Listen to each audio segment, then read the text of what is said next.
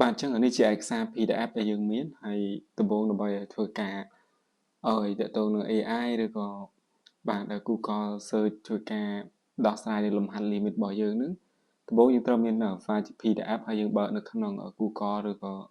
Chrome bỏ dương mó bạn bắt tập bị bợ phần nát dương ở thôi cả cho một căn tre bay nữa phần này kháng á bạn cứ rồi có bịa thà ở bạn tre bay kháng lơ nữa hay dương rồi bịa thà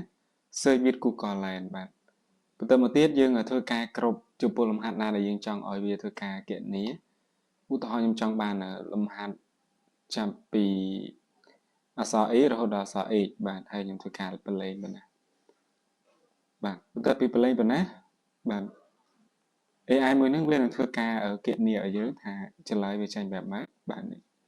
ប៉ុន្តែវាជាភាសាអង់គ្លេសអញ្ចឹងយើងអាចមើលដឹងថាចម្លើយហ្នឹងស្មើប៉ុន្មានបាទនេះអូខេអញ្ចឹងរយៈពេលមិនបានយូរទេគឺវានឹងធ្វើការ generate ឲ្យយើងអូខេអញ្ចឹងនឹងជារបៀបដោះស្រាយមួយហើយមួយទៀតគឺយើងនឹងធ្វើការអាច copy text នៅលើតាក់ទងនឹងកន្លែងនឹងបានយើងអាចធ្វើការ copy text មកហើយយើងបើកនៅក្នុង Word ឬក៏ Microsoft Word របស់យើងនឹងយើងអាចបើកបានបាទអូខេបន្ទាប់ពី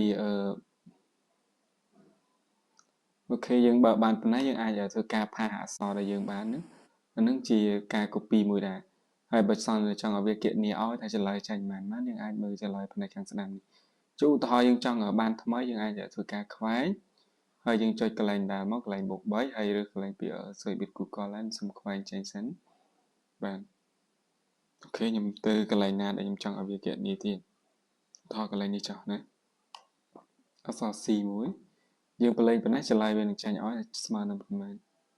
អូខេបាទនេះហើយ answer មួយហើយបាទ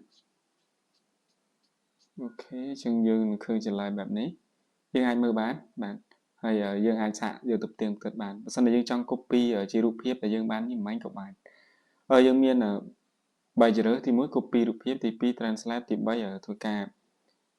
copy ជារូបភាពទី1គឺយើង copy ជា text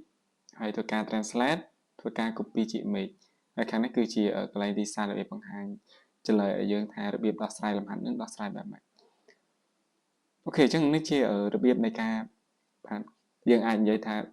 ឲ្យជួយដោះស្រាយលំហាត់គណិតរបស់យើងហើយមួយទៀតអាចជួយឲ្យវាធ្វើការ copy text ឬក៏ copy image ពីអ្វីដែលយើងធ្វើការនៅក្នុង PDF ដែលយើងមិនអាចកែប្រែបានអញ្ចឹងយើងអាចយកទៅដាក់ Microsoft Word របស់យើងអាចធ្វើការកែប្រែបាន